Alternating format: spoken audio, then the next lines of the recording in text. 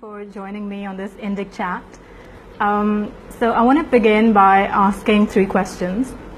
The first question is, do you worry about the future or the past or even the present?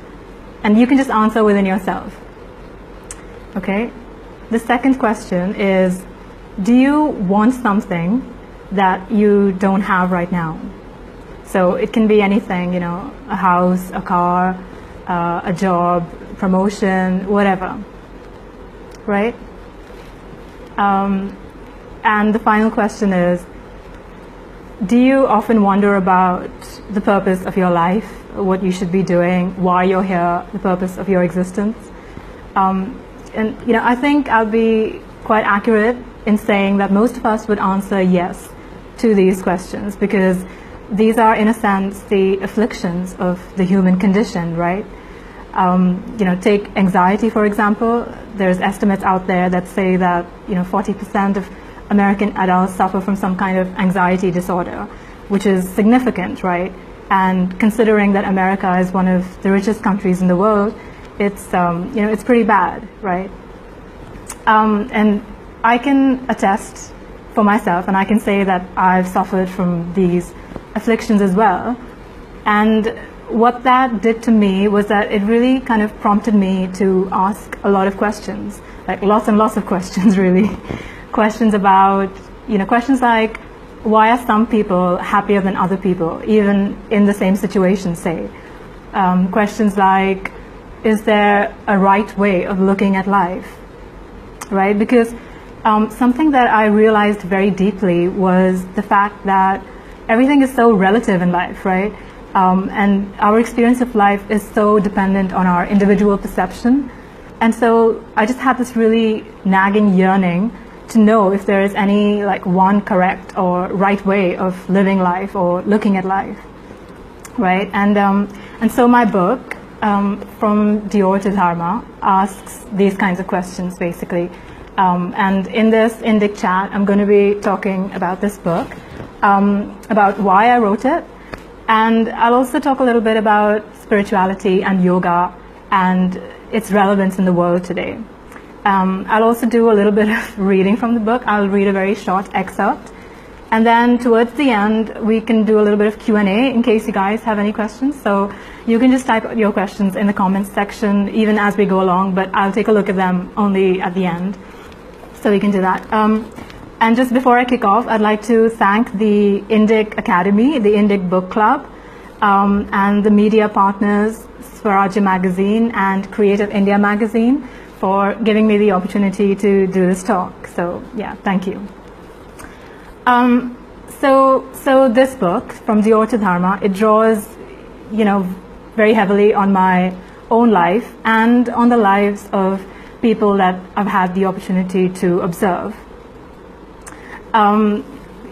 So essentially, a little bit about me. I, like many other people my age, was brought up to be, kind of overachiever, like many other Indians.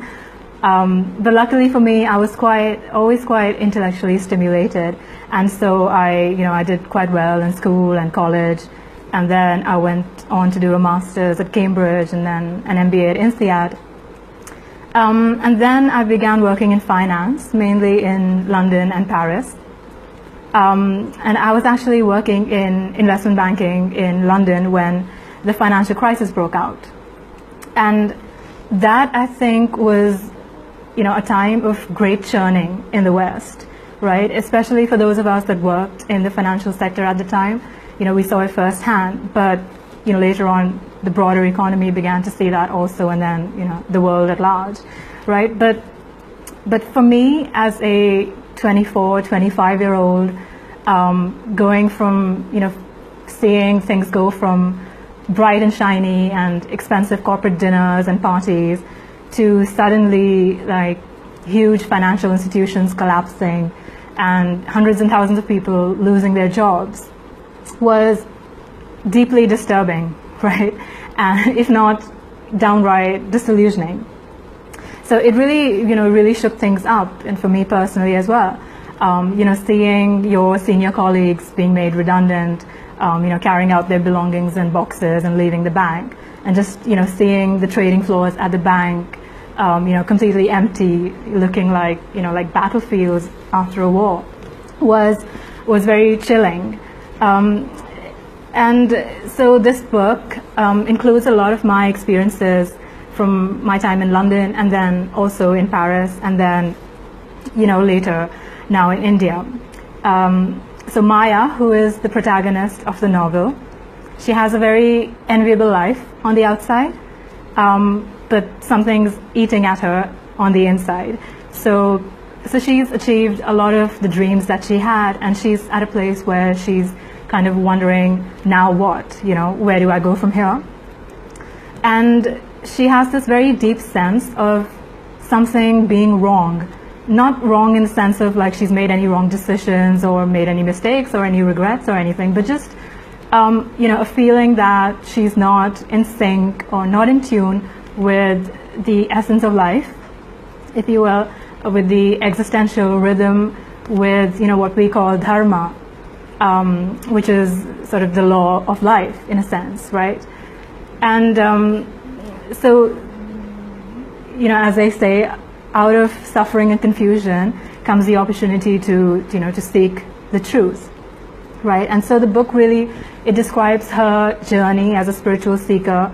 So she begins to learn yoga, meditations. She starts to listen to the talks of spiritual gurus, and as she starts doing that, she starts to drop off layers, many layers that were painted on by society, by family, by herself, all of that conditioning, and she just becomes more and more sort of empty in that sense, and she just realizes very profoundly that even if you have a wardrobe full of Dior or your favorite fashion brand, Chanel, whatever, it really has no existential relevance, right?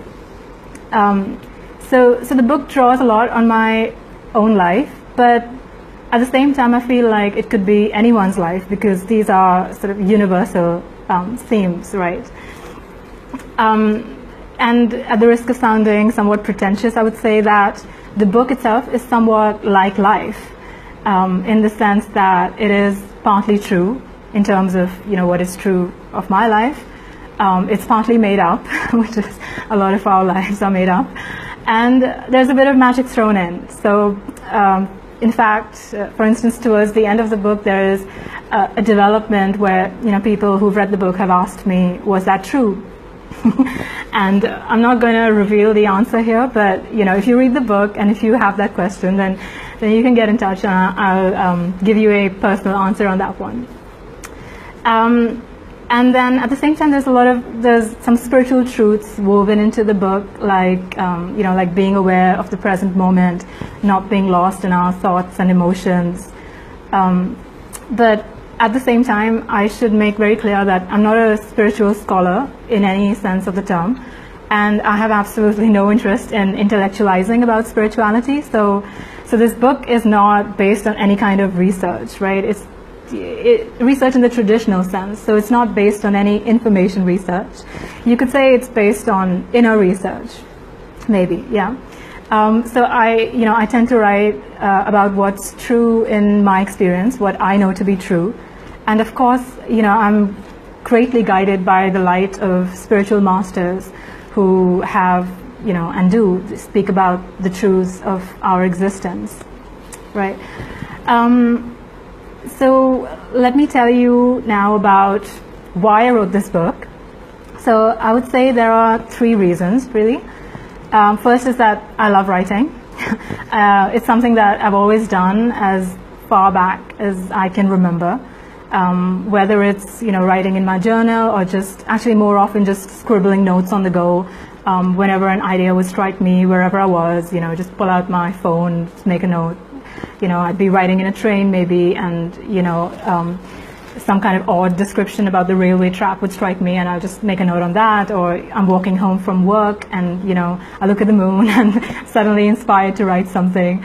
Or I'm just sitting at my work desk and I see the sun streaming in, and I feel compelled to write something, and scribble something on a post-it note. So really, that's kind of been a feature of my life all along. And so I always knew that I wanted to write a book, but I didn't know when I was going to do it, and I didn't know what I was going to write about, really. But those answers are now those questions are now answered, right? So the second reason that I wrote the book is that, as I mentioned before, unfortunately, the human condition in our time is one of anxiety, of stress, of people not being content with what they have and always wanting more. And as I said, my experience does attest to this as well. And I know that I'm not the only one, because I see it all around me. People being unhappy in their relationships, people being unhappy when they're not in relationships. Sometimes it's the same people at different points in their life. People being unhappy in their careers, which is maybe pretty much almost everyone. And so I felt that if I could write something where I could reflect their situations and maybe inspire people to dig a little bit more deeply to find answers to really basic questions about life, then I would really like to do that. And so the third reason for writing this book is that I was really quite annoyed with all the pop spirituality that we have floating around in the world today. So just a little bit of background on that. I myself started learning yoga when I was living in Paris. And so that was a kind of a weird experience, because I was learning Sanskrit chants in like a French accent, which is quite funny. But what I saw was that there's so much in the name of spirituality that doesn't really come from a very authentic place, right? There's a lot of commercialization. Some of the yoga classes that I attended were more like gymnastics classes or like fitness class sessions, and it just seemed like everyone was just trying to sell you something. And we also see that there's so many like life coaches, like I think mainly self-appointed life coaches, that are always trying to give you like techniques and psychological tricks to to deal with life's problems, like 5 tips for this and 10 tips for that, 15 tips for whatever. And it's just it's all too mathematical for me. I mean, I think it's fine. I think it has its place, but I don't really think that it solves the core of the issue, right? And I just kind of thought to myself, how many of these issues was I going to deal with individually? It seemed like you had to do so much learning just to deal with one issue. And I really felt deep down that maybe there had to be like one answer to all these questions. Sort of like one pill for all these diseases, right? And it was much later on that I realized that this kind of questioning, this kind of like the Upanishadic questioning, it's the ancient Indian texts. But I really feel like if anybody just sits quietly and just contemplates the nature of their existence, then they will ask the same questions that people have been asking for thousands of years, right? And so what I really wanted to do was to write about the essence of spirituality in a more authentic context. So I didn't want people to feel like spirituality is some kind of cult or some kind of esoteric thing that they have to sign up to, because it's really not. I mean, to me, all it means, to be spiritual, it just means that you ask questions about the nature of your own existence, and that you are aware and conscious of the life that you are. That's it. It's really that simple. But sometimes just to convey one simple idea, you need to do a lot of talking. So that's also why I started the Living Wise Project, which is a website currently. I think it can be a lot more, but at the moment it's a website. It's on www.livingwiseproject.com, and you find many more of my writings there. There's also a newsletter that I do every Sunday. I send something out that I've written and update on the website. So if you sign up on the website, then you can get that as well. And we've got a YouTube channel also right now. And I've just put up a very interesting interview that I did with Major General G.D. Bakshi, who those of you from India would know is a very prominent figure in the field of defense and military matters, but a lot of people don't know that he's actually also been, a true spiritual seeker in his life. So that's a very interesting interview, and you should check it out if you have the time.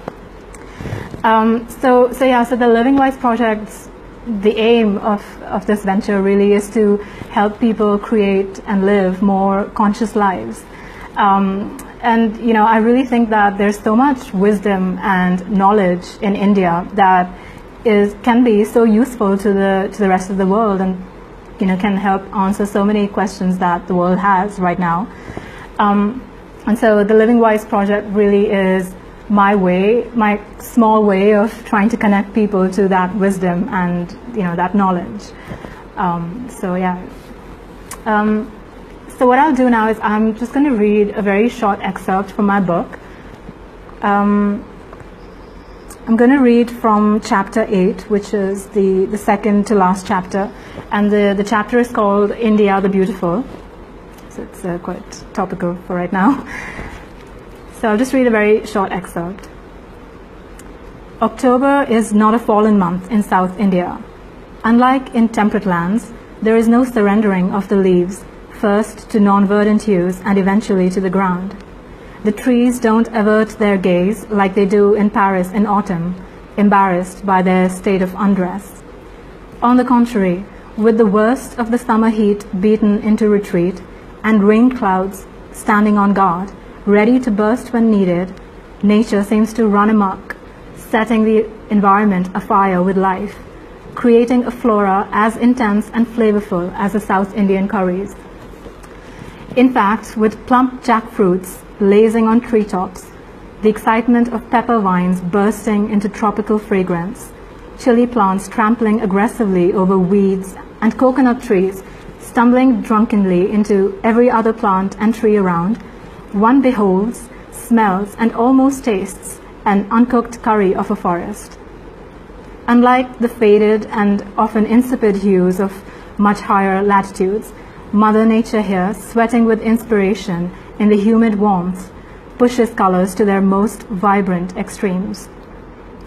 This was so also in the small town in southern Tamil Nadu where Guruji has his ashram. Since I had recently decided that if I was unable to come up with a blueprint for my future anytime soon, my backup option would be to retire to an ashram in the forest, I thought that I should at least check out the place to assure myself that I could indeed, if push came to shove, comfortably spend the rest of my life there. And so here I was, spending 2 weeks in Guruji's ashram before making a trip all the way north to the Himalayas. So that's a short excerpt. You can actually find more excerpts from the book, and actually the entire chapter 1 of the book I've recently put onto the Living Wise Project. You can also buy this book on Amazon in Kindle and in print formats, and if you're in India you can also buy it on Flipkart. So if it sounds interesting to you, then do go ahead and do that. So before we move into the Q&A part, I kind of want to touch on a couple of themes relating to how I think we can lead more fulfilling, wiser and happier lives, because I think that it wouldn't be fair for me to tell you about how miserable the human condition is and how we all need to seek, and then not tell you where I think the answers lie, right? So to put it in one word, I would say yoga. And yoga not in the sense of asanas or as a fitness regime, but in the true sense of the word, which is yoga as union of oneself with everything else. And that really means not being in friction with anything that's around you, including your own thoughts and emotions. And the way to achieve that is to manage your mind, right? Because in these times, the psychological aspect of the mind is really our biggest tormentor, right? It's the inner turmoil that's caused by an out of control mind that really has its outer manifestation in the wars and the violence and the environmental degradation that we see around us. And I think the problem really lies in the fact that we set such a store by the mind. We're mind worshippers in our society today. And don't get me wrong, the mind is a marvelous thing. It's a marvelous tool, but if it's not handled properly, then it has the potential to cause real misery. So the tools of yoga are a way to mind your mind, so to speak. So there's 4 parts of yoga. Maybe you know about this, but for those of you who don't know, so there is bhakti, bhakti yoga, karma yoga, kriya yoga, and gyan yoga. So you choose the path that best fits in with your temperament, but the final destination is the same, no matter what path you take. So, for instance, if you follow bhakti yoga, which is the yoga of devotion, essentially that means that you've decided to consider something other than yourself as higher than yourself. So in a way, you're setting your own self aside. If you choose to follow the path of karma yoga, that essentially means that you are putting some form of work above yourself. So again, you're setting your own self aside. If you follow gyan yoga, that basically involves an attempt to use the mind to discern between what is real, what is the truth, and what is just stuff that's made up by your mind. So like, all the stories manufactured by your mind. So again, you want to set what you have created, you want to set that aside from what already exists. And kriya yoga, the last one, is about doing kriyas, which is like breath work and pranayam. And that the attempt there really is to elevate your life energies, so that that in turn can elevate your mind and make your mind more subtle enough to perceive more clearly and to overcome the kind of compulsive patterns of thinking. So I'd really encourage you to learn more about yoga and to incorporate it in your daily life if you don't already do. The Living Wise Project has great resources on that, and this is not just a plug. Because I really feel that the world is at a place right now where millions of people are questioning everything, right? We're questioning our lives, we're questioning materialism, questioning capitalism, questioning the kind of institutions and societies and economies and businesses that we want to create. And so I think that the time is really ripe for yoga, because it is only through yoga that we will be able to create conscious lives and to create the kinds of institutions and societies that we really want, and that in turn will create a peaceful and happy world, right? So that's my message. So just before we jump into Q&A, if there is going to be a Q&A, I just want to again thank the Indic Book Club and the Indic Academy and the creative partners Swarajya Magazine and Creative India Magazine. Also because they are going to be launching my book next month in Delhi. So I'm really happy about that.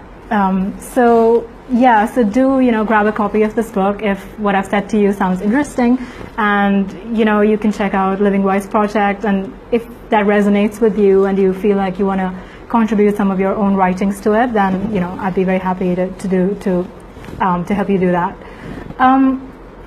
Okay, so I'm just gonna look at if there's any questions that have come in for me. So sorry, just give me a second.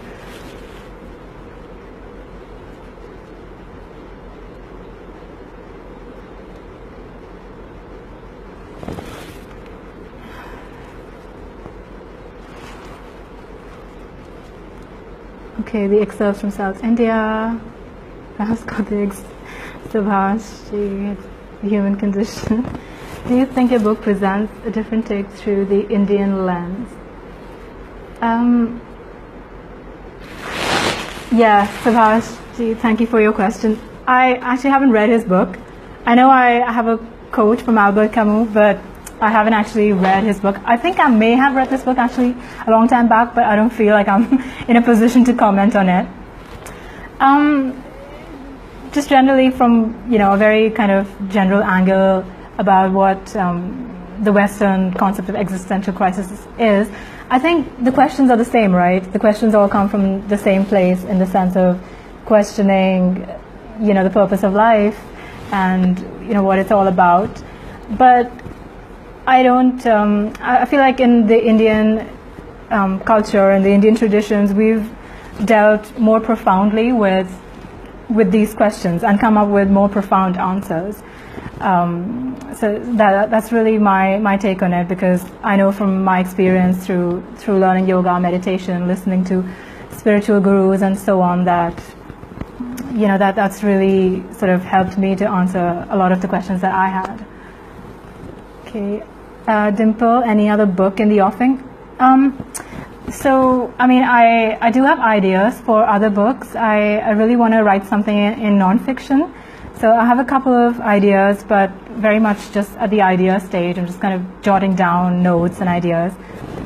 I'd like to write a book which kind of really deals with spirituality in a very simple way, so that, it's not any kind of high-flown language, or, it's something that people can really easily adopt into their life. So I'd like to do a book on that, and I'd also like to write something on business and spirituality. So that's a topic that really interests me, but I'm kind of still thinking through my ideas, and they're not fully formed yet, so I hope that they will be soon. Who all can write for the Living Wise project, Dimple? So essentially there's two groups of people, right? There's experts who have maybe studied a certain subject within the realm of spirituality, or the Indian Vedas or Indian culture or something. And then there's just the general community that has maybe people who are yoga teachers, yoga practitioners. So the Living Wise project is to have both those groups of people contribute. So really anybody who has an interest in any of the things that I've spoken about in this talk, and can write reasonably well and has an interest in sharing that, I think is would be considered for the Living Wise project.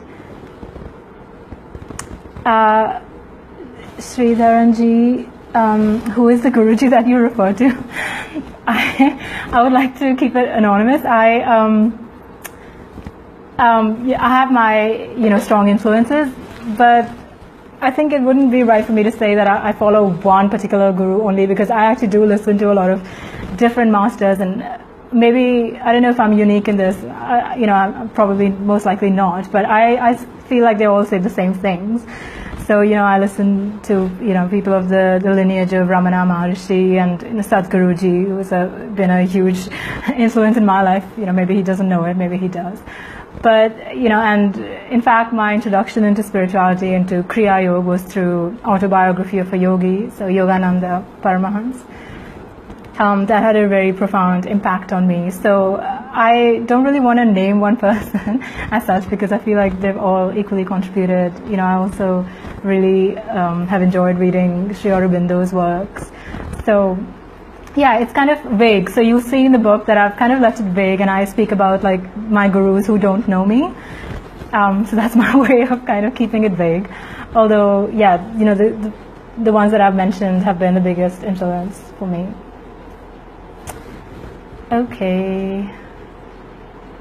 I don't think I can see any more questions, so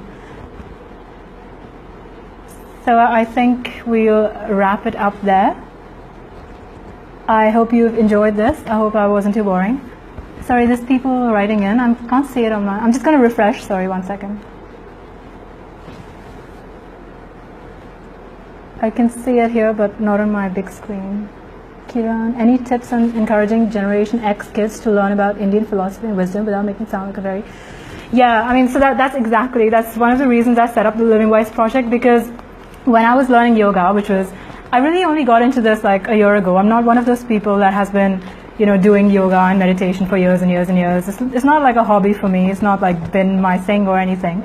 I just kind of really got into it because of what I said. I was really asking these questions quite deeply, and it turned me in this direction.